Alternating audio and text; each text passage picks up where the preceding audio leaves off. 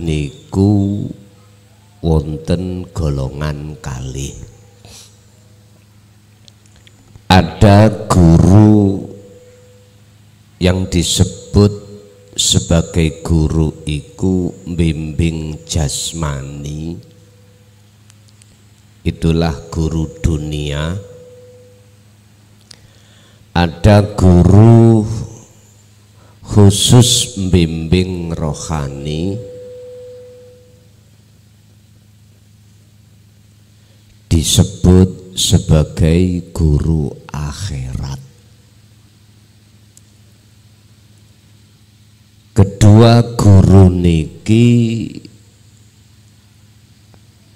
masih ada kaitan erat dan tugasnya juga masing-masing. Tambah kesenengan kula.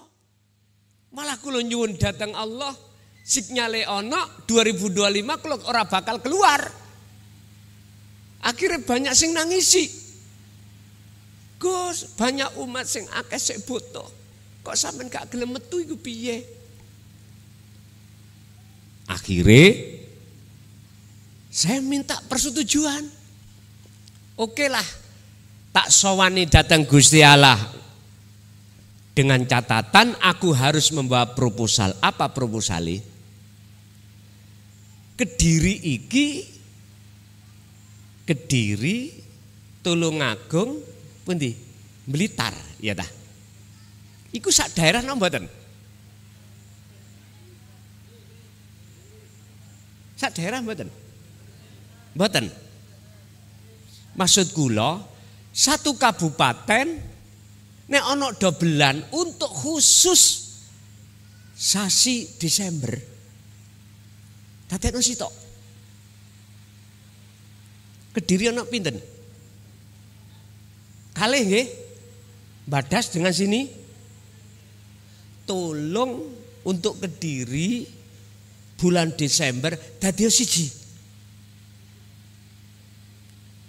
Sampeyan yo kudu rembukan. Ambek pengurus Badas. Tapi Kediri biasanya 2 bulan nggih. Oh berarti Desember enggak ada jadwal nggih. Mboten enten. Oh iya wis nek ngoten wis gak adik musyawarah nek ngoten sampean. Sama daerah-daerah lain sudah saya instruksikan seperti itu. Tinggal nanti proposal saya itu diterima Allah apa ndak. Nek gak diterima tetap saya tidak akan pernah ngaji keluar kecuali di pondok. Berarti sampai nek kepingin ngaji ya kudu nang pondok. Ya iki waktune sumur diparani timbo. Timbo nek kepingin oleh banyu ya kudu mara nang sumur. Nek pancen seperti itu, luh senenge kula luar biasa. Gitu. Itulah berarti waktu saya untuk menulis kitab. Sudah waktunya. Sama jangan khawatir, kitab ini nanti tidak hanya berbahasa Quran aja, tidak hanya berbahasa Arab, tapi juga saya bahasakan bahasa Indonesia. Makanya saya sudah belajar ini kursus Inggris. Nanti jikalau perlu juga saya masukkan berbahasa Inggris. Alhamdulillah.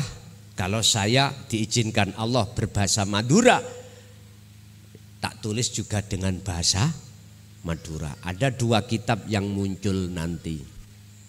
Pertama adalah kedua-duanya ini basisnya adalah Dinul Tauhid. Pertama sebagai dasar, mulai awal kita bertauhid itu lewat mana. Kitab yang kedua adalah khusus Al-Quranul Qadim. Ini tidak boleh dipegang oleh orang-orang yang belum ada dasar hatinya tauhid dan belum mendapatkan wasilah yang kumaksud tadi. Wis mesti berontak hati. Makanya ini nanti hanya kalangan sendiri. Sistemnya nanti tidak langsung ku bagikan, enggak. Jadi yang jauh daerah misalkan di Kalimantan, di Sumatera, jangan khawatir. Nanti pengurus yang mengantarkan ke sana, bukan sampean yang ke sini. Lewat apa? JNE. Lah ngeten toh? Bukan wonge pengurus berangkat rono. Mboten, lewat JNE nanti. Apa maksudnya? BBE, Pak. Google iki, internet iki dihancurkan Allah. Kita nggak bisa ngaji jarak jauh. Adanya kitab inilah nanti biar diteruskan oleh anak putu kita sampai akhir zaman. Makanya kemarin aku sudah bilang sama pengurus, apa yang sudah Allah sampaikan di YouTube sampai entah berapa ribu itu sudah simpan di dalam eksternal yang besar. Habis beli lagi. Jadi pengurus wajib untuk menyimpan ini. Mensiasati barangkali nyuwun sewu kalau terjadi perang dunia ketiga hancur-hancur yang namanya internet ini. Wis paham nggih? Sekarang ada tanda-tanda untuk kemunculan ada. Kita mikirnya tidak hanya hari ini, kita juga akan memikir hari depan. Kita tidak hanya bertemu Allah di tempat hanya satu tempat, tapi bertemulah terhadap Allah di tempat-tempat yang lain. Jangan ketemu Allah ning jero masjid tok ae. Kapan majumu? Gak iso maju-maju. Temuilah Allah ketika saat di pasar, di dapur, di WC, dimanapun ada Allah. Fa'aina matuwalu fathamma wajhullah. Dimanapun kau menghadap, mengarah, di depanmu itu ada wajah Allah. Muhammad, idza sa'alaka ibadi anni fa inni qaribun. Katakan jikalau hambaku bertanya tentang aku di mana, katakan fa inni qaribun, aku iki dekat.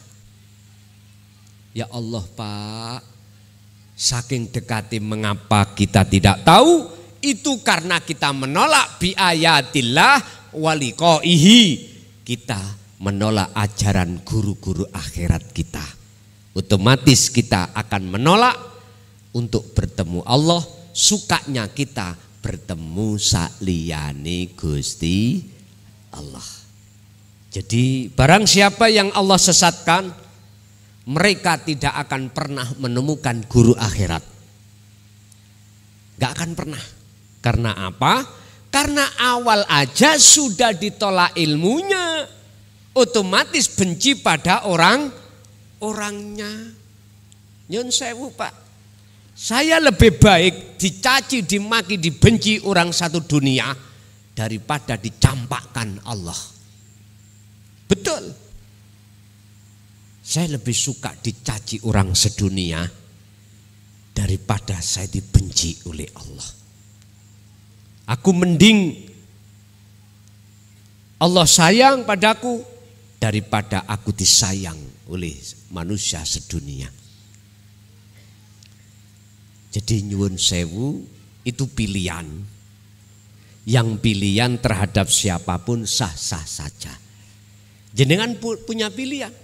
Aku ning donya ya nikmati kehidupan donya sak hambur-hamburno. Duwe dhuwit nang lokalisasi apa urusanmu son kakean cocot. Neraka tak leboni dhewe. Ya monggo. Aku cuma nasihati. Ya, nasihati. Sama loh Pak, saya itu dituntut hukum di rumah itu. Ketepatan kami sebagai kepala desa. Warga saya melakukan bentuk maksiat, apakah itu adu ayam, Apakah itu masak gak mateng-mateng nih kok, dadu dibuka ditutup, masak gak mateng. Aku sadar kalau jenengan mengatakan wong senes duit sampean Pak Kades, duitku dhewe bangkrut malah yo aku, lha apa sampean urusane? Lah ngoten nggih. Nyun sewu Pak. Karena kami itu mengemban amanah, ditugasi, walaupun itu nanti jeleknya kamu sendiri yang menuai karena Anda yang menanam, tetap saya berkewajiban untuk mencegah. Kalau dicegah nggak kena, ya terserah. Akhirnya Anda berhadapan dengan hukum.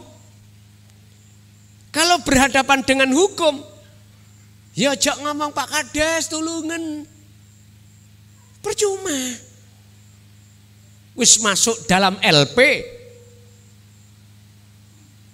Pak Kades tulungan, gak ono silian duit akan gue nutup misalnya kaset. Berapa kali aku mengingatkan. Estu. Tadi ada kemarin warga saya gelut. Padahal berapa bulan itu sudah terjadi. Saya mediasi dengan 3 pilar, kami, Babin Kamtibmas, Babinsa. Sepakat untuk tidak melakukan lagi. Maksud dan tujuannya supaya tidak masuk ke ranah hukum. Lewat 3 pilar inilah memberi mediasi terhadap 2 yang bersangkutan, yaitu korban dan tersangka. Sudah dimediasi, oke, sepakat dengan catatan bla bla bla bla. Termasuk kalau usulnya di dalamnya, jikalau ngulangi lagi, maka desa sudah tidak ikut-ikut langsung terhadap hukum. Insya Allah selang 2 bulan kalau nggak salah, korbannya itu dendam dari keluarganya, itu dendam. Akhirnya pihak tersangka hari Sabtu kemarin tahu waboan, wis, ya nyonyor. Akhirnya pihak korban lapor ke desa. Klausulnya saya lihat, jikalau mengulangi lagi baik tersangka maupun korban, maka urusannya langsung hukum. Bukan perkaranya kami sebagai kepala desa enggak mau. Enggak. Kamu itu sudah tanda tangan, sudah berjanji untuk tidak melakukan lagi, tapi kok yuk muncul dendam, akhirnya keluarganya ngelakoni ngono. Belum selesai nanti hari ini tadi. Mediasi ini tadi enggak selesai. Makso nang balai desa. Oke, akhirnya staf yang melakukan mboten ketemu, wis langsung aja. Biar pengajaran. Berarti waktu pertama kami mengikat satu perjanjian itu, ikatan desa yang dimotori oleh kepala desa, Babinsa, Babin Kamtibmas, kau anggap apa? Berarti Anda telah melecehkan keputusan 3 pilar ini. Ya wegah lah. Cara sakniki nang desa maneh. Tapi kami tidak segitu. Tetap tadi itu ditangani, tapi akhirnya belum dapat solusi, entah secara personal atau enggak, keluarga dengan keluarga apa enggak, yang jelas ini kelihatannya kerana hukum. Sinten sing rugi engko? Anak ya ditinggal, bojone ya gak ono sing ngeloni. Ya ta? Eman-eman ta? Terus lagi kerja ya korban, dikorbanno. Ayo, hitung-hitung olah. Ya nek kula biyen pengangguran, mlebu penjara 3 tahun niku tambah seneng. Karena apa? Mangan diwenehi, turu dijogo, awak tambah lemu. Lho nggih Pak, kula niki lemu dhisik. Nyempluk mriki sian. Bosok keluar penjara gak tambah lemu tambah guru. Berarti enak ning penjara. Pun Bapak Ibu belakrak tutuk kuning memang apa emang. Pun kita kembali kepada materi. Guru sejati iku pandangan pertama, boleh sampai memandang makhluk, dialah tabi'ina sholihin. Dialah yang mengajarkan hati sampean kali kulo itu tentang ilmu ruhaniyah, ilmu hati atau ilmu sejati atau ilmu tauhid. Pun jikalau jenengan sudah melaksanakan bentuk pemahaman ilmu itu, nanti disebut guru sejati, itu bukan makhluk. Siapa? Hidup dalam dirimu. Itulah Allah Subhanahu wa ta'ala. Sebab jikalau tidak ada Allah dalam diri guru akhirat, nggak mungkin makhluk guru akhirat itu bisa memberikan petunjuk. Artinya hati sampai nanti akan dipahamkan Allah guru sejati ini guru, yaitu Allah Subhanahu wa ta'ala. Akhirnya letak penghormatan jenengan, letak puja-pujian jenengan itu tidak terhadap makhluk, tapi wajib terhadap Allah Subhanahu wa ta'ala, sesuai dengan ayat alhamdu utawi sekabe puja dan puji iku lillahi mung kagungane Gusti Allah. Pun entek pun sakniki kesimpulan pertama yang disebut guru. Gu iku adalah alam gelap, ru adalah obor. Disebut guru, seseorang yang membawa penerangan.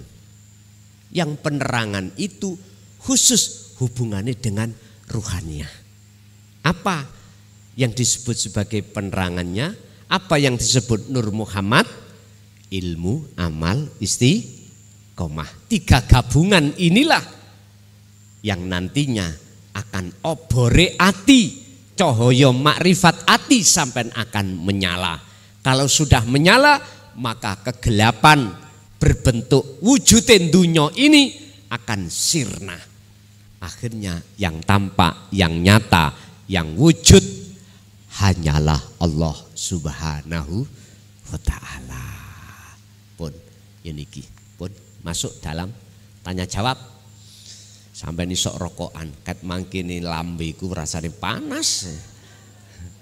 Monggo anak sing tangklet kula aturi. Niki mikih.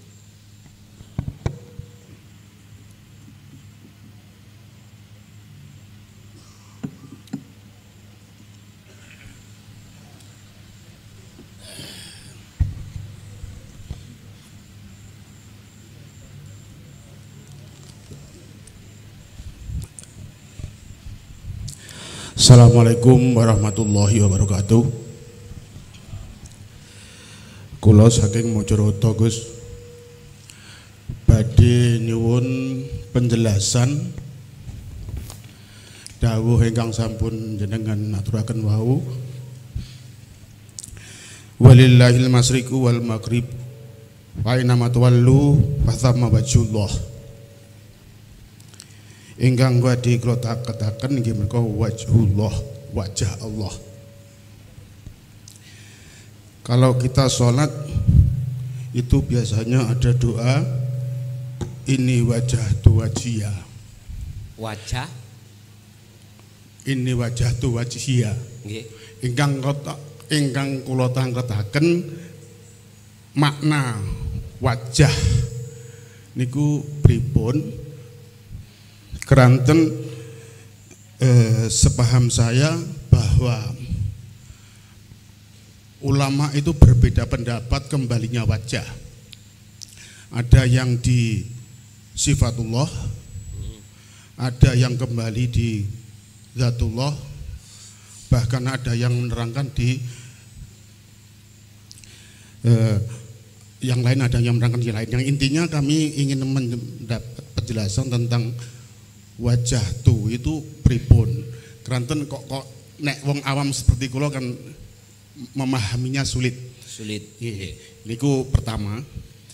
Dan yang kedua, kalau nanti sudah ada penjelasan tentang wajah itu seperti apa yo seperti manusia, padahal laisa kamislihi syai'un kan istilahnya. Lah niku waktu kita menghadap niku menghadapnya itu tentang wujud nyata batinnya Allah, nopo wujud dohiri Allah, nopo ingkang biasa dipun naturaken Gusti iki lho. Lah sing ngerti niku nopo seorang salik yang sudah masuk di ranah hakul basyirah, nopo seperti yang baru-baru ini yang tasik su'aul basyirah. Jadi kita nanti kalau memang belum waktunya, kami akan menikmati prosesnya. Demikian, terima kasih. Assalamualaikum warahmatullahi wabarakatuh. Waalaikumsalam warahmatullahi wabarakatuh. Tentang wajah Allah, tergantung kami menjawab dari kacamata mana. Memang di dalam jumhurul ulama di ilmu dohir itu adalah anugerah, bisa dikatakan sifat, anugerah, ciri-ciri, bisa dikatakan zat. Tapi nggak mampu untuk masuk ke ranah zat. Khilafnya itu ada di sifat. Inna fi dzalika la ayatal liqaumi yatafakkarun. Kekuasaan. Begitu kalau kita bicara kekuasaan tak terbatas, itulah wajah Allah. Miturut ulama ahli syar'i. Tapi bagaimana kalau kita memandang dari ulama ahli tahqiq? Yang disebut wajah itu yang mana? Itu nanti tergantung posisi ruhaniyah sampean itu ada di mana. Ada di makrifat yang paling rendah, fa ilam takun taroh. Apabila jenengan tidak bisa melihat wujudnya Allah, maka Anda harus merasa selalu dilihat oleh Allah. Lah, kalau dipandang dari kacamata ahli tahqiq ketika kita masih di kelas di sini, maka yang disebut wajah itu adalah depan. Depan.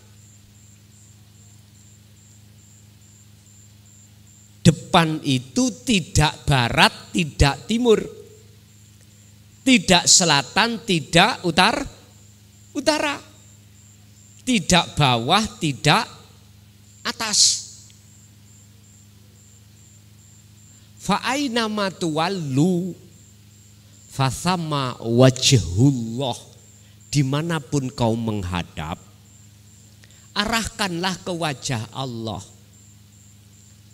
Kalau bahasa syariat khilafnya wajah Allah ya arano atimu, jasadmu nanggone Ka'bah kono. Berarti sholatmu wong Indonesia harus menghadap ke barat. Maksudnya ayat di situ. Tapi lain dengan ahli makrifat, walaupun itu di tingkatan yang paling dasar, depan.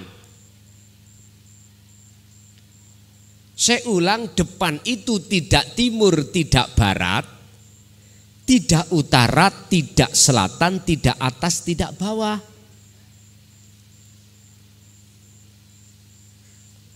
Jikalau jenengan kalih kula sudah sampai pada tingkatan makrifat, nyatakno wujud batine Allah, leres Pak, ya niki.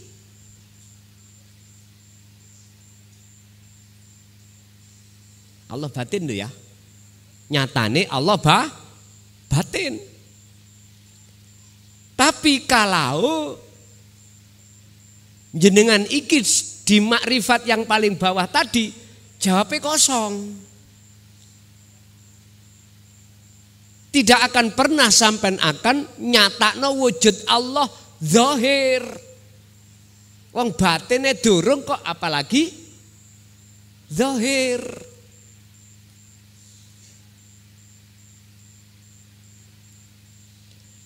Wa mangkana yarju liqa'a rabbih, barang siapa yang ingin bertemu Tuhannya,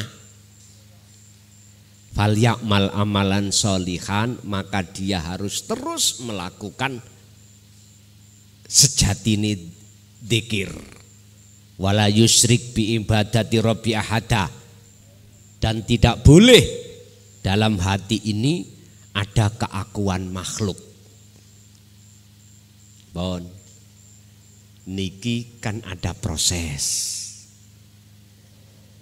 Proses pertama jenengan merasakan kalau Allah itu ada di dalam dan di luar jenengan. Di dalam dan di luar jenengan. Sehingga Allah terasa yang melayani jenengan. Ini masih ada dua. Jenengan bisanya berucap sebab diucapkan Allah, bisa melihat mendengar sebab didengarkan, diperlihatkan Allah. Ini bentuk pengakuan diri kan sudah tidak ada, tapi masih mengakui kalau kita itu masih bisa gerak sebab digerakkan oleh Allah. Niki makrifat yang paling rendah. Inilah yang kusebut sebagai su'aul basyirah. Seiring berjalannya waktu jenengan iki terus menerus berzikir, maka pasti Allah akan memindahkan jenengan di pintu yang kedua, ainul basyirah, disebut bertemu melihat. Inilah yang kusebut jenengan sudah bertemu Allah, wujud nyatane batine Allah nyata dalam diri jenengan. Akhirnya bahasa isyarat iki. Tapi sampean gak nyebut kosong. Justru yang kosong iki berisi. Beda dengan yang tadi. Yang awal makrifat tadi mengatakan kosong. Dan itu sebagai proses kita, Pak. Proses kita. Kalau jenengan sudah sesuai dengan surat Al-Kahfi ayat 110, dua syarat tadi jenengan lakukan, maka yang disebut ainul basyirah bertemu itu wujud nyatane batine Allah ing monggo sampeyan itu ya iki. Tapi iki bukan kosong. Justru sing mungguh pertama nganggep kosong, mungguh jenengan justru ikilah yang isi. Justru yang isi iku dadi kosong. Maksudnya apa? Yang dianggap wujud tadi iku berisi, iku kosong. Justru yang tidak dianggap wujud kosong iki justru itu sing wujud.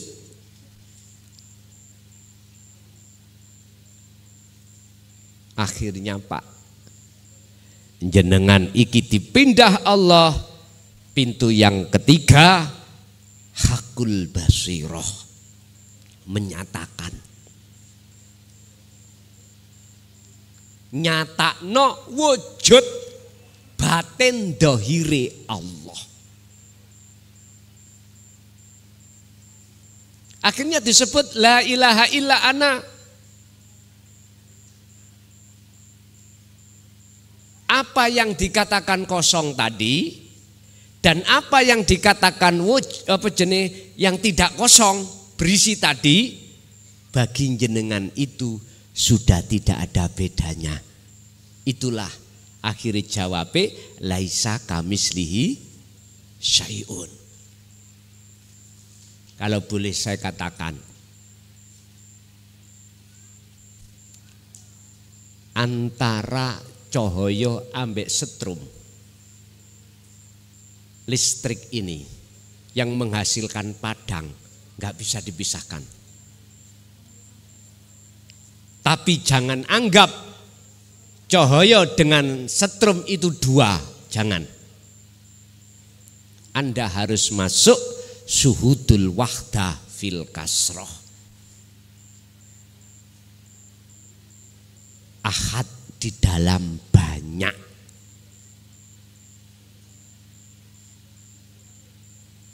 Kalau boleh saya katakan, nek wis tekan wujud nyatane Allah dohir, segala apapun yang tadinya kita anggap wujudnya makhluk, iku pun boten enten nama wujud makhluk. Jenengan yang hadir di sini satu saja ada yang sama. Secara dohir loh ya, kan nggak ada yang sama. Inilah Pak, nyata wujud Allah dohir. Sing gak paham, jadi salah paham. Sing gak paham loh, jadi salah paham. Anda tidak akan salah paham alias paham tatkala jenengan itu sudah diseret Allah di dalam wujud nyatane batin Allah. Baru di situ nanti Anda tidak akan bingung. Kalau belum ditarik di situ di dalam alam akhirat atau alam kelanggengan atau alam musyahadah, sampai kapanpun kita akan tetap bingung. Walaupun ngelmu kita ahli tahqiq sak gudang, sik tetap bingung. Kalau bahasanya ilmunya benar, tapi bahasa rasa tidak bisa. Karena apa? Bagaimana mungkin saya bisa mengatakan hatiku kalau kopi itu pahit, lawang kopi tidak pernah aku minum. Jari ini caca, jari ini adik, koncoku pahit. Lah wis bener tak pahit? Tapi gak bisa Pak. Kita dikatakan benar kalau hanya sebatas katanya. Kita harus terlibat praktek. Kopi ya harus diunjuk, baru bisa terasa rasa kopi. Begitu Pak. Lanjut.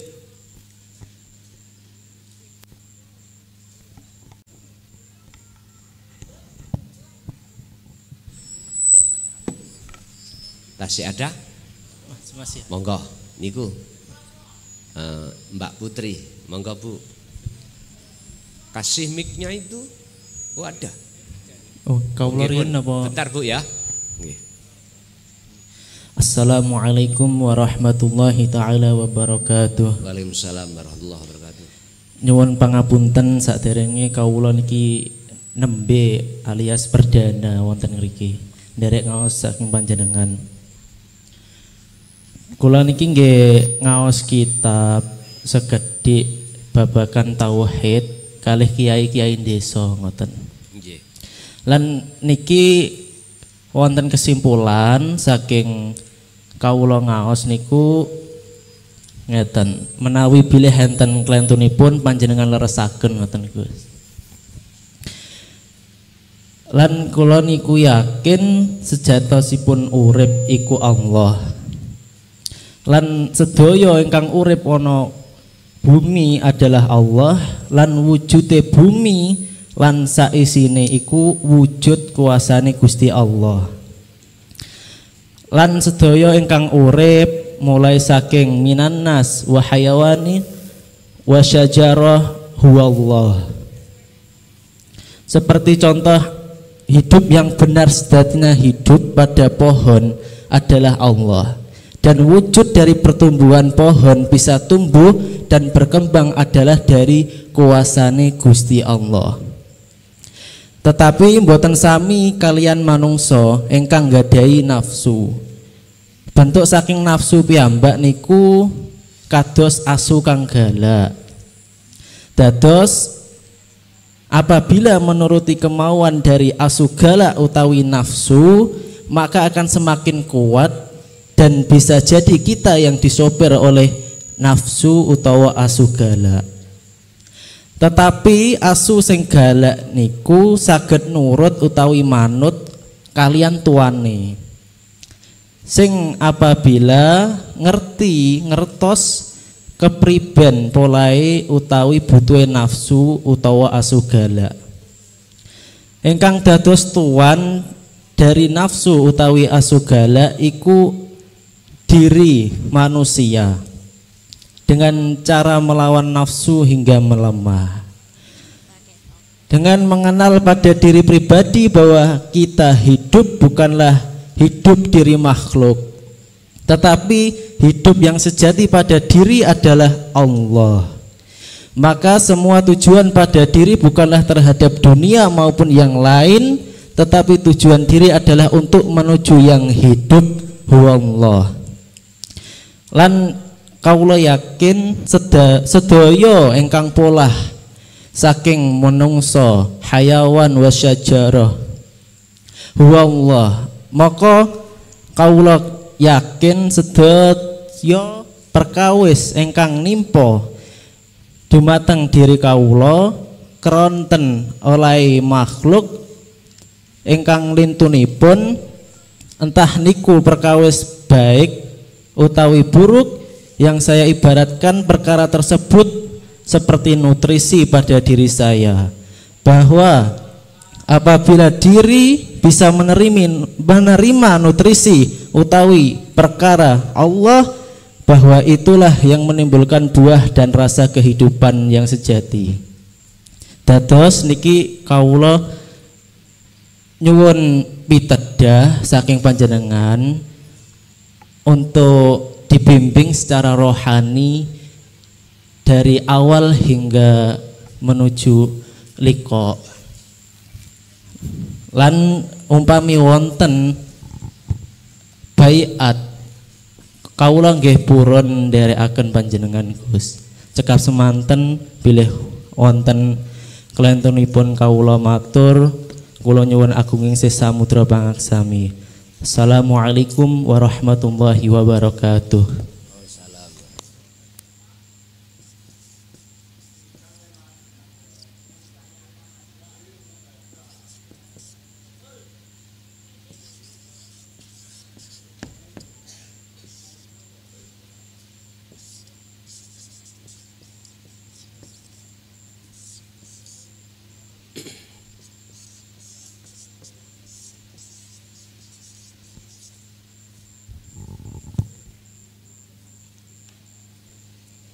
Inilah proses-proses seseorang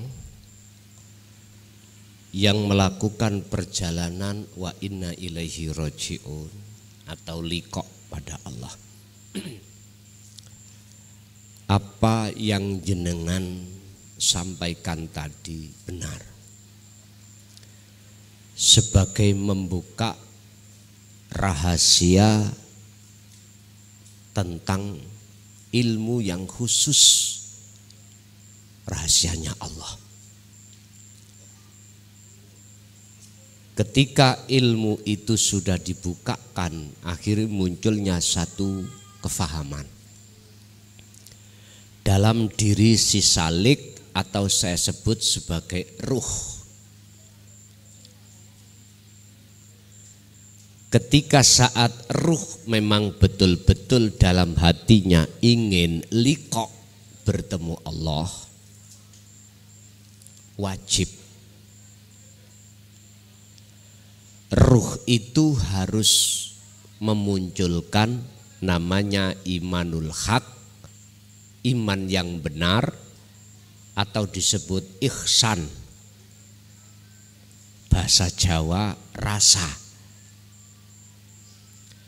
Rasa yang benar, iman yang benar adalah iman di mana hati sadar segala hal apapun, makhluk apapun, prosesnya terjadinya karena sifatnya Allah, yaitu sifat kudrat, kekuasaan Allah. Sifat ini belum sampai ke zat. Karena ilmu untuk bisa mencapai zatnya, maka si ruh itu tadi harus membangun rasa.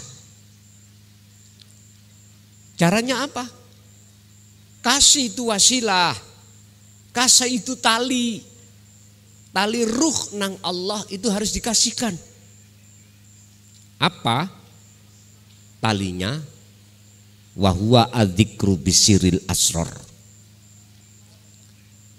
Dzikir yang sudah tidak ngucap Allah, baik lesan maupun hati. Dzikir sudah tidak membahas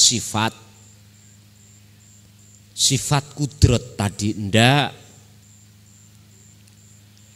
Dzikir sejatine dzikir itu Allah terangkan di dalam surat Al-Ahzab ayat 41. Ya ayyuhalladzina amanu kurullaha, do ilinga sira kabeh wong sing mukmin terhadap Allah, dikron kelawan eling kang sejati, sak temene eling kathiron tur kang akeh. Pundi sejatine eling? Inilah yang disebut wasilah tadi, Pak. Hati jenengan sadar, bukan Anda yang melakukan.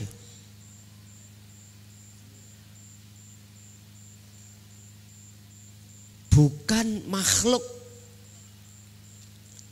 tumbuh-tumbuhan yang menghasilkan buah-buahan, bukan. Padahal syariate buah pohon, langan tidak? Kita lupa.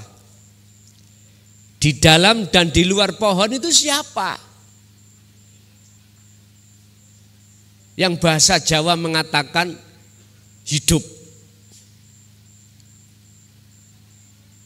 Selama kita tidak memegang wasilah, selama itu enggak sadar.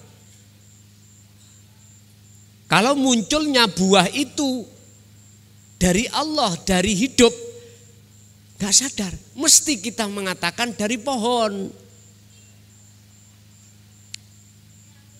Padahal semua itu perumpamaan. Malam, siang, perumpamaan. Pohon tumbuh, terus mengeluarkan tangkai, mengeluarkan daun, mengeluarkan buah, itu ibarat.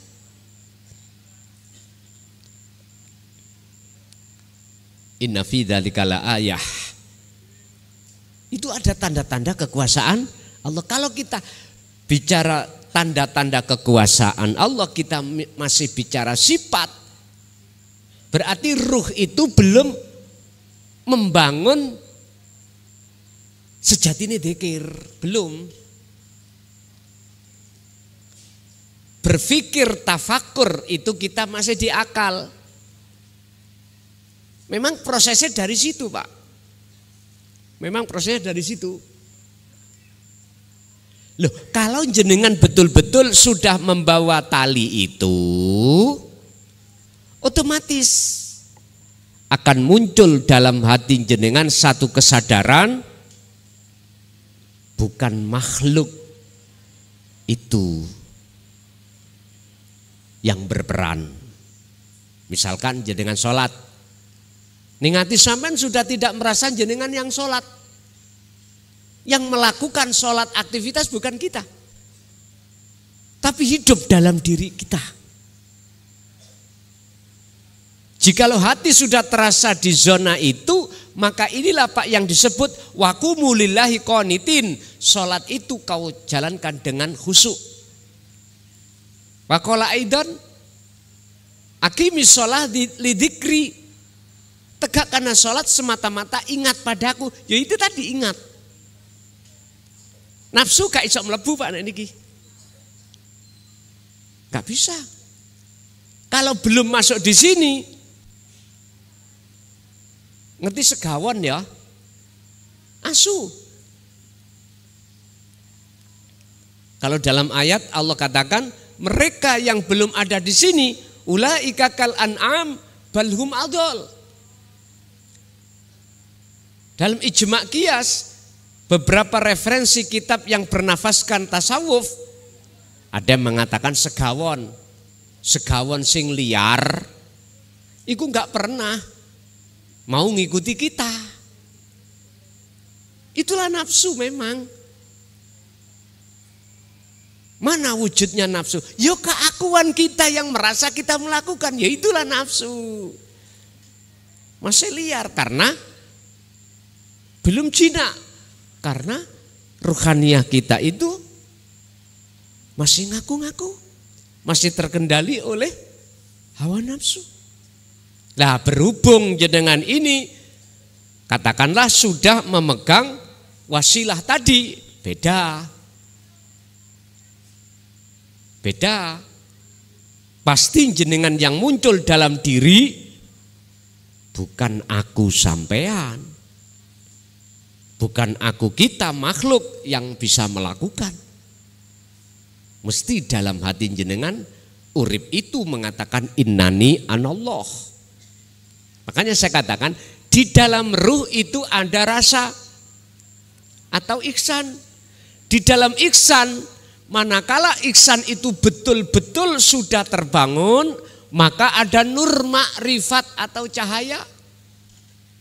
Artinya jikalau jenengan wasilah iku sampean lakoni, Allah akan menyalakan nur makrifat di dalam hati jenengan. Kalau nur makrifat itu sudah menyala, maka gelap akan hilang. Wujudnya gelap yaiku makhluk. Iki akan musno. Berarti jenengan kefanaan. Di dalam nur makrifat itu ada Allah, urip, nyatalah wujudnya Allah itu dalam diri jenengan. Dalam kitab Hikam itu makalah Syekh Ibnu Athaillah dawuh, al-kaunu makhluk, perkara makhluk.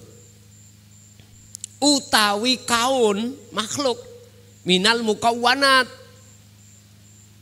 Kulluhu ya sekabehe kaun iku zulmatun, peteng sifate. Tegese peteng zulmah ai adamun, asline tidak wujud. Berhubung kita menganggap wujud, maka itulah akan menggelapkan hati pada Allah. Karena cahaya makrifat belum menyala. Loh, kapan detik-detik kalau makhluk itu tidak wujud? Kapan detik-detik kegelapan itu sirna? Ketika saat cahaya makrifat itu dinyalakan oleh Allah. Kapan cahaya makrifat detik-detik itu dinyalakan oleh Allah? Ketika ruh itu selalu berzikir.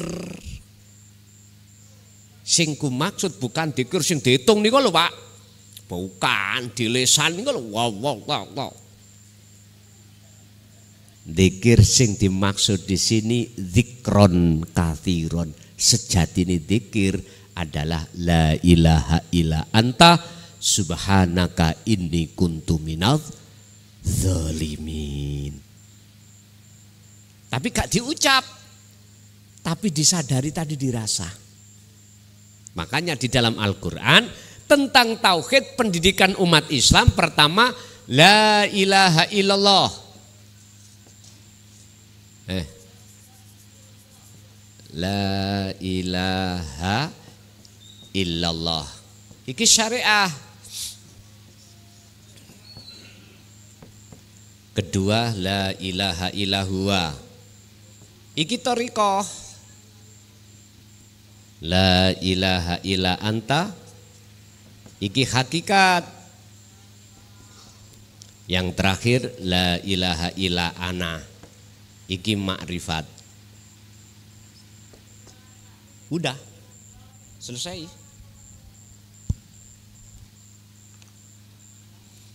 Pendidikan la ilaha illallah kita tarbiyah di syariat sudah dulu.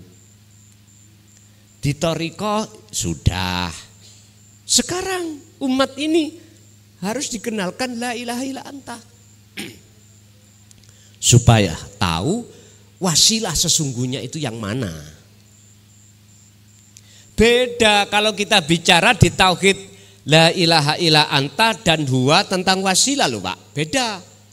Kalau di huwa wasilah yo aku iki, gurumu. Guruku ono, guruku ono guru jedok Kanjeng Nabi. Iku disebut sanati muttasil, sambung.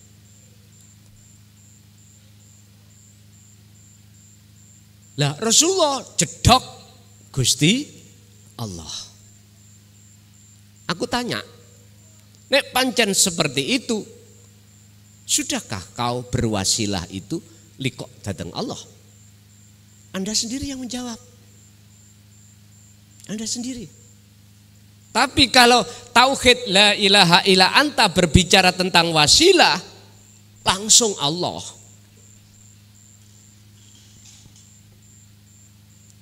Yaiku urip dengan sistem ndukur nika wau.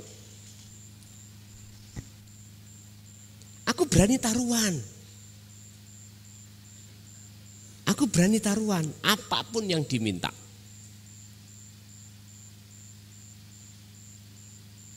Tergantung jenengan iki lewat mana. Untuk likok datang Allah lewat mana.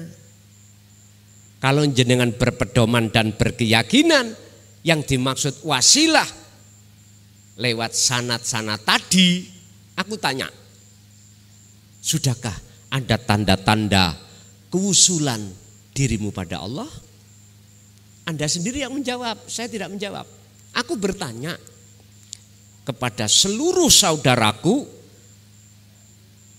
yang fanatisme terhadap wasilah selain Allah tadi, sudahkah panjenengan semua itu sampai pada tujuan? Anda sendiri yang menjawab.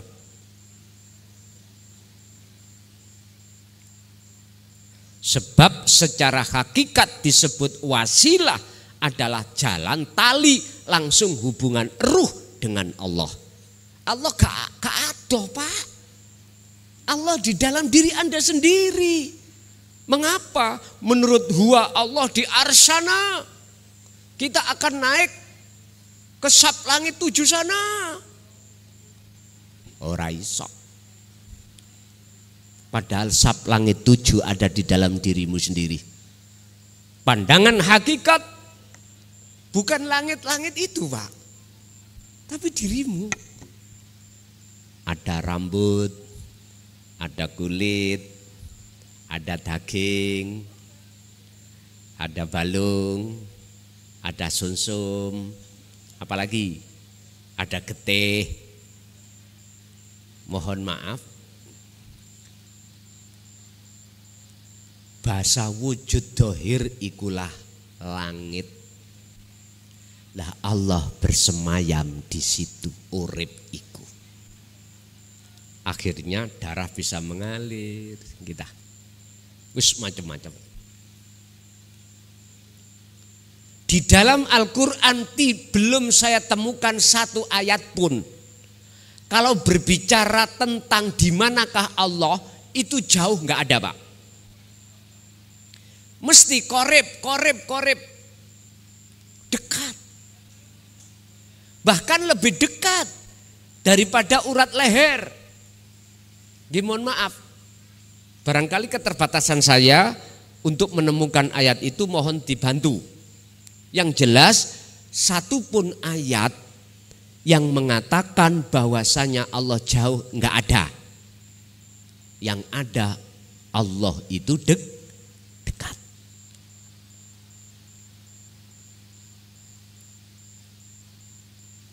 Jadi itu proses keilmuan yang jenengan tanyakan, sehingga itu perlu dipahami oleh bagi mereka yang masih dalam taraf pengenalan ilmu.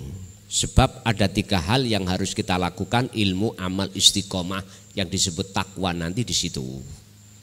Prosesnya memang seperti itu. Tapi saran saya, lanjut dapatkan wasilah.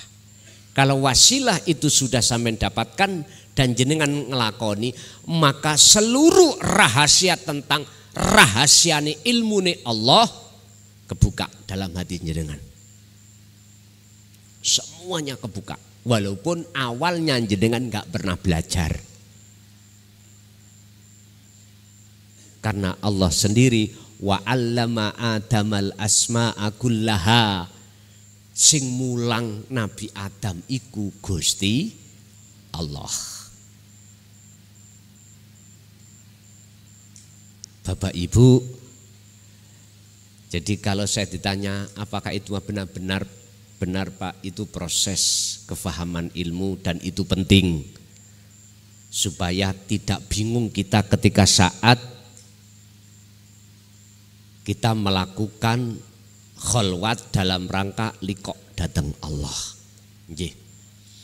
Monggo Bu, Mbak tadi yang bertanya tadi.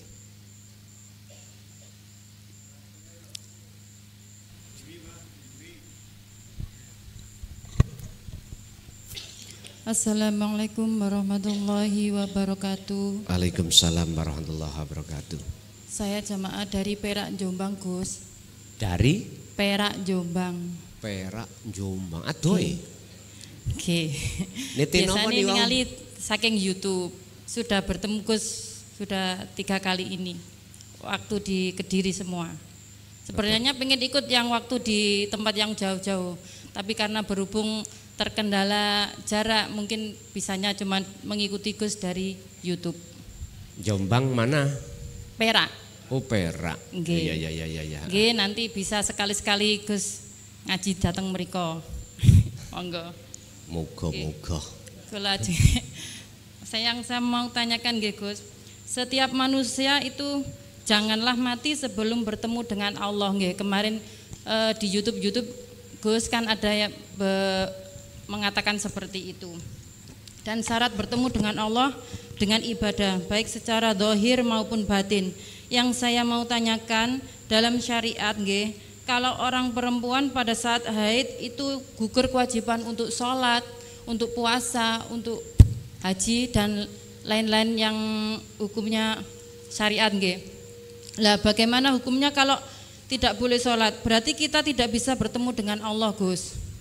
Lah sedangkan apakah ada pengecualian atau keistimewaan tersendiri? Kan kalau orang laki-laki kan bisa bertemu secara terus-menerus karena tidak sedang haid ya Gus. Lah untuk orang perempuan agar kita bisa bertemu terus-menerus itu kalau kita sedang haid itu bagaimana Gus?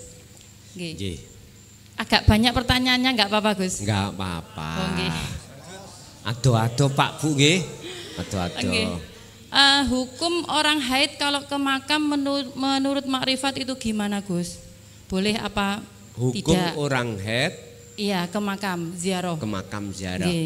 Ngoten nggih. Nggih. Dan sekarang nggih Gus, setelah saya mengikuti pengajian Gus dari YouTube maupun dari secara langsung, apakah pandangan saya sekarang ini salah Gus mengenai arti hidup sekarang ini hanyalah pasrah, pasrah di sini dalam arti kita itu hanya wayang. Wayang itu yang harusnya itu manut dalang atau pangeran.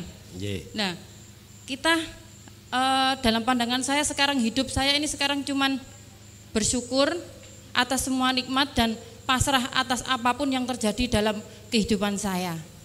Yang terakhir Gus nggih. Mangke setelah acara ini bolehkah saya bertanya pribadi, minta waktu sekedap untuk bertanya kepada Gus. Nggih. Pun matur suwun. Waalaikumsalam warahmatullahi wabarakatuh. Waalaikumsalam warahmatullahi wabarakatuh. Jenengan punya pertanyaan pribadi, saya juga harus punya pertanyaan pribadi. Lah cek adil toh Pak Bunge? Oke. Mboten soalnya mangke kan niki kan di YouTube ditayangkan orang banyak. Soalnya kan nggih privasi ngoten nggih. Kula mengki nggih ngoten takon kula gak tak lebokno YouTube. Nggih Gus. Matur suwun sanget Gus. Wassalamualaikum warahmatullahi wabarakatuh. Waalaikumsalam warahmatullahi wabarakatuh. Apakah seorang wanita yang setiap bulan itu menghadapi haid itu enggak boleh untuk berzikir dalam rangka bertemu Allah? Pak, sing ketemu iku bukan jasad tapi roh. Lah sing haid wau roh apa jasad? Jasad nggih? Oke. Berarti sudah jelas. Walaupun jenengan mengandung hadas besar atau hadas haid atau hadas wiladah, nyun sewu, ruhaniyah sampean itu tidak akan pernah terhalangi dengan hadas tersebut, karena hadas itu hubungannya dengan jasmani. Cara aduse roh kalih jasad iku beda Pak. Wudune roh dengan wudunya jasad iku beda. Kalau wudune jasad bil ma'i, dengan air, dan airnya harus tohirun mutohir, suci dan mensucikan alias mutlak. Bahasa sarengat. Jasad masalahnya. Mandi juga begitu. Junub atau mandi haid ya dengan air. Seluruh tubuh harus dibasahi. Iki sarengat jasad. Lah sekarang kita bicara tentang ruhaniyah. Apa wudunya jasad? Wudune roh. Apa dengan air itu? Tidak. Mandinya apakah juga dengan air? Tidak. Seperti jasad enggak. Bahasane ku podo bilma il khayati, dengan air kehidupan. Pundi air kehidupan? Ilmu amal istiqomah. Itulah gabungan tiga hal disebut ma'ul khayah, disebut takwa. Sehingga mengapa di sini kok dibilang dzikir sirul asro tanpa ngucap? Dengan alasan tanpa ngucap inilah miturut syariat tidak bisa menyentuh. Itu salah, nggak bisa karena diam. Diam. Sirul asro kan diam Pak. Yang berjalan adalah ruh atau hati sadar merasakan semua itu Allah. Gak apa-apa walaupun jenengan Bu, posisi jasmani jenengan iku ngandung hadas kecil maupun hadas besar, itu tidak menjadikan penghalang hati Anda untuk berzikir hakikat. Gak bisa. Tapi sering saya katakan, tolong Pak, jasad iku minangka wadah, roh iku isi. Lawang kita itu dalam rangka bersuci diri, ruh menghadap pada Allah, nek isok jasad ya melok suci. Lah ngeten ta? Makanya setiap habis beat itu mesti cara jasmani itu tetap saya kasih rambu-rambu karena ayatnya wala tansa nasibaka minad dunya. Urusan syariat, urusan dohir, urusan dunia jangan kau tinggalkan karena kau masih ada jasadmu di dunia.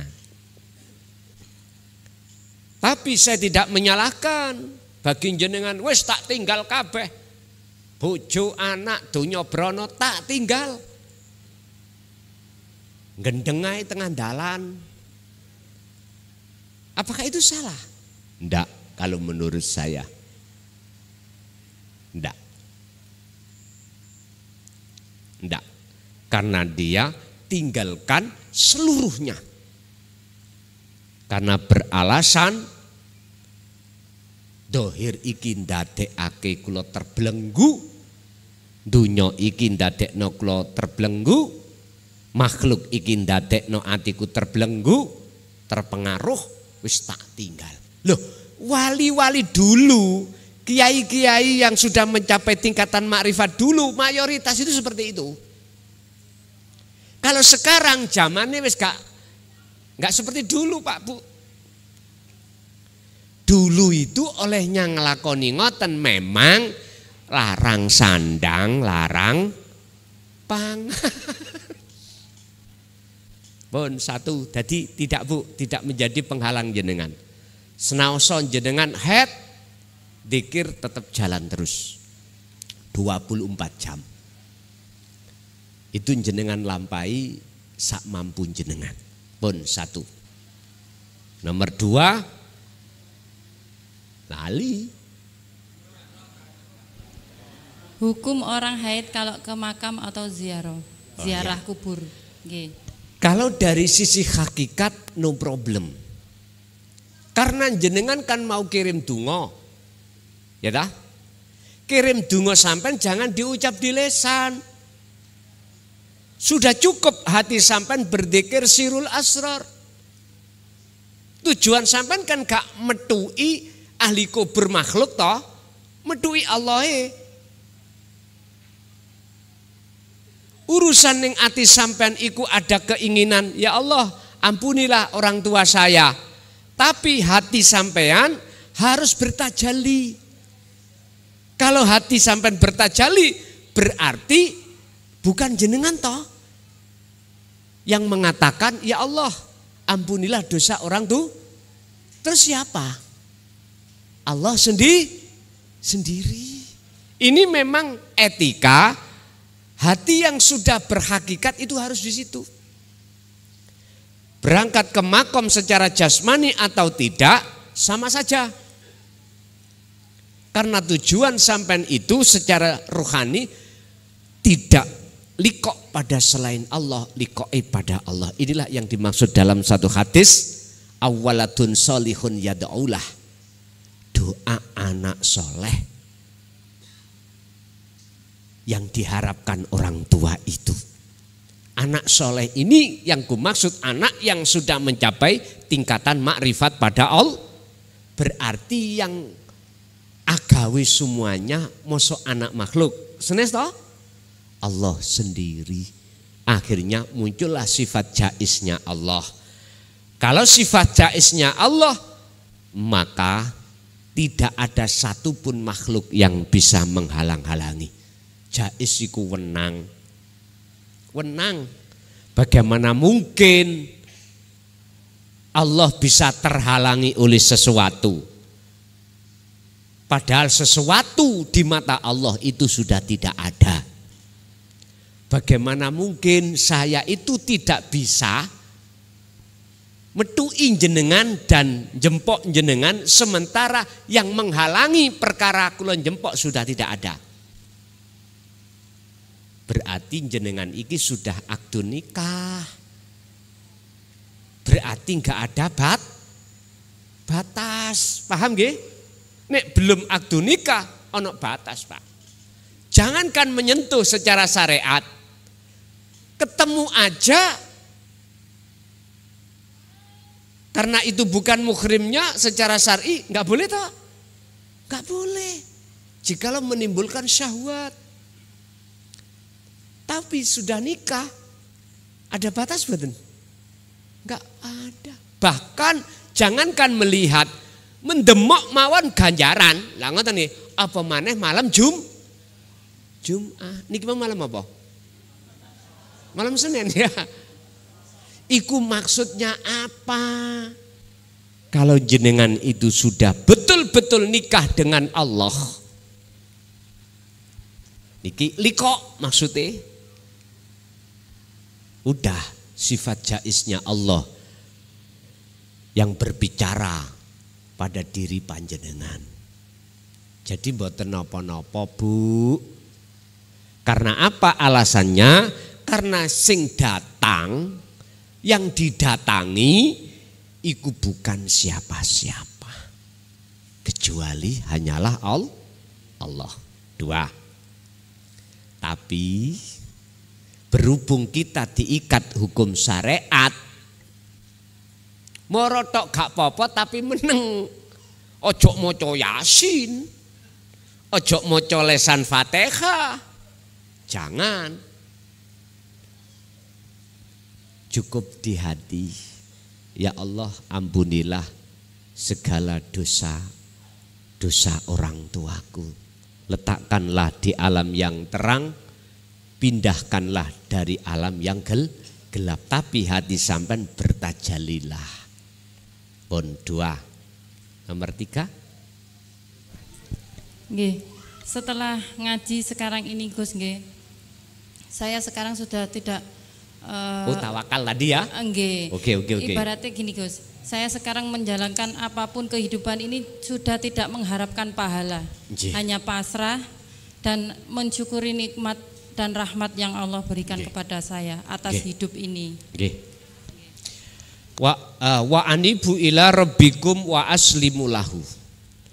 Pasrah yang benar terhadap Allah itu akan terjadi setelah jenengan itu sudah kembali kepada Allah. Tanda-tanda ruhaniyah itu sudah dikatakan kembali kepada Allah manakala dalam hati panjenengan sudah tidak mengakui kalau semua itu jenengan yang melakukan. Itulah namanya ikhlas. Syekh Ibnu Athaillah dawuh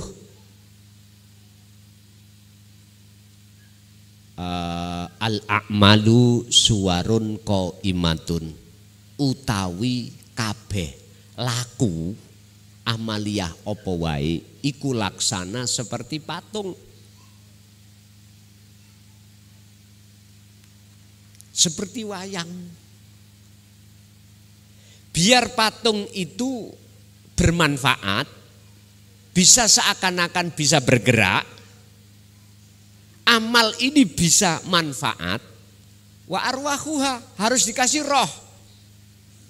Apa roh amal, roh ibadah iku apa? Wa arwahuha utai piro-piro roh amal iku wujudu siril ikhlas, wujud rahasiane ikhlas fiha ing dalam amal. Apa ikhlas?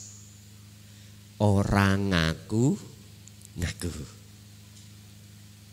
Kalau dalam hati sampean sudah tidak ngaku-ngaku, maka sahlah hati sampean dikatakan tidak mengharapkan pahala, tidak mengharapkan surga dalam segi ibadah apapun. Karena kita tidak merasa yang melakukan. Baru wa aslimu lahu, tawakal, pasrah itu berlaku. Akhirnya segala apapun yang Allah berikan terhadap jenengan, langsung atau tidak langsung takdir, jenengan ikhlas menerima. Ikhlas menerima. takdir ono macam kali. Enak gak enak. Nek dibagi loro iki dibagi maneh bala, nikmat, taat, maksiat. Iku dibagi 4 waktu takdir loro tadi. Kalau hati jenengan sudah lepas pengakuan diri, maka pasti hati sampean tidak akan pernah ada minta pahala, minta surga. Istilah leres ya niki laksana wayang. Enggak pernah protes. Walaupun dosa muka kelakuane bejat. Gitu. Dosa muka tetep dikeplek-keplekno ya gelem. Gak disuwali ya gelem. Ngapunten ya. Tangane dioklek-oklek bar ngoten nek bar nyun sewu ya. Setelah tanggapane selesai dilebokno ning kotak. Yo kabeh muda yo ora enek sing meteng. Wayang niki lho. Manut karena wayang. Artinya enggak protes apapun. Jenengan nanti ketika yaumis sa'ah sudah datang, akhirnya datang yaumi yub'ats, di situ laki perempuan secara syariat telanjang semuanya, digiring Allah ning ora-ora maksar menghadapi yaumi hisab. Terus ana sing takon nek pojokan, "Gus, sesuk iku aku gak kepingin." Nah, jare muda kabeh. Nyun sewu. Ora kober. Gopoh menungso iku padha nyesali perbuatane dhewe. Mboten sampe ana kuno. Wis padha mek wayang mang lho, Pak. Nek wis tawakal, ya seperti itu. Jadi Bu, leres endingnya seseorang mencapai makrifat pada Allah itu bakal bisa wa aslimulahu, tawakal. Lakukanlah ini min qabli ayatiyakumul adzab. Ayat berikutnya, lakukan sebelum datangnya kematian.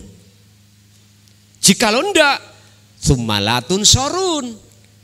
Ruh ketika meninggal, jangankan meninggal, ning dunya iki gak dapat pertolongan. Artinya tidak dapat pertolongan, jenengan iki hati tidak bisa lepas dari belenggunya hawa nafsu.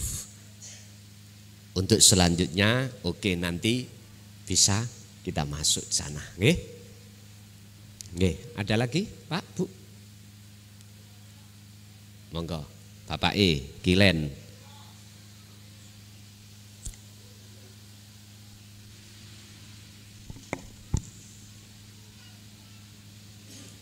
Sekali lagi Pak ya, ini sudah hampir jam 11 ya. Oke. Ayo Pak, monggo.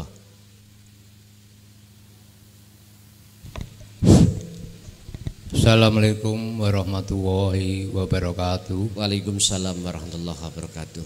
Nama saya Hadi, asal dari Jawa Tengah Gus. Nggih. Nyun sewu, kula ndalu niki mboten tangklet, cuman menawi diperkenankan kula pengin mati ahadiyah Gus. Apa? Mati ahadiyah. Masih? Mati ahadiyah. Kuping kula budek. Mati ahadiyah. Mati Ahadiyah. ahadiyah. Nggih. Maksudnya apa? Mati ahadiyah gitu. Nggih. Oh, ngoten. Bablasan pun siap. Ngoten.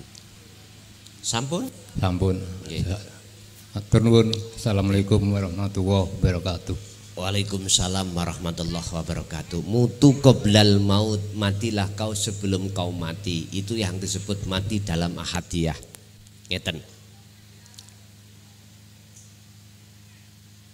Apa yang disebut nurullah? Makhluk niku kan kewatah bentuk-bentuknya. Nggih. Bentuknya wakeh. Ono lanang, ono wedok, wis macam-macam, bentuknya banyak. Terus belum lagi yang ada di hewan, ada di tumbuh-tumbuhan, ada di makhluk gaib, setan, nafsu, jin, iblis. Patenono semua makhluk iku dalam hati Anda. Tiadakanlah segala hal yang disebut makhluk yang jumlahnya miliaran. Fanakno. Jikalau jenengan sudah memfanakan itu, maka itu bentuk jenengan iku mengahadiahkan. Caranya bagaimana? Jangan melihat fisik. Melihatlah hidup yang ada di seluruh makhluk. Bahasa Asmaul Husna dalam Al-Quran 99, Ar-Rahman, Ar-Rahim sampai As-Sabur, itu diahadiahno, kudu difanakno, dicecep nang jeneng siji. Siapa? Allah. Kalau sudah ngomong Allah berarti ini ahad. Proses nyecep menghilangkan seluruh nama itu disebut ahadiyah. Kalau sudah selesai tinggal ahad. Hilangkanlah, fanakanlah wujud-wujud dohir kabeh kuwi yang namanya makhluk dengan cara lihatlah hidup pada setiap makhluk itu. Jikalau jenengan melihat hidupnya koyoke akeh tapi tunggal, itulah namanya syuhudul wahdah fil kasroh. Ahad di dalam banyak. Tunggal di dalam banyak. Ini harus sampai lakoni. Syaratnya caranya bagaimana? Kembali lagi wasilah iki dzikir niki sampai terusno. Urusan nanti kapan detik waktu memfanakan Allah sendiri. Urusan nanti kapan dikatakan bertemu Allah sendiri. Jenengan kali kula tinggal manut mawon. Seperti kuning-kuning kintir ning kali. Seret. Enggak ada yang protes. Dipangan iwak lele ya menengai. Kesansang nang suket ya menengai. Kuning-kuning kintir di sungai. Wis sampean tafsirno dhewe. Yus kuwi. Jadi Pak, mati di dalam ahadiyah itulah proses ahadiyah menggabungkan, menghilangkan semuanya. Makhluk nama yang jumlahnya tidak terbatas dengan cara sampai harus memandang hidup. Kalau bicara hidup berarti tunggal, ada di mana-mana dan tidak kemana-mana. Disitulah yang harus panjenengan lakukan dengan terus-menerus berzikir. Bapak Ibu hadirin, itulah apa yang Allah berikan pemahaman dalam kesempatan malam hari ini. Semoga menjadi ilmu yang bermanfaat, barokah fid-dini wad dunya wal akhirah, dan juga terhadap anak putu kita ila yaumiddin. Lahumul Fatihah.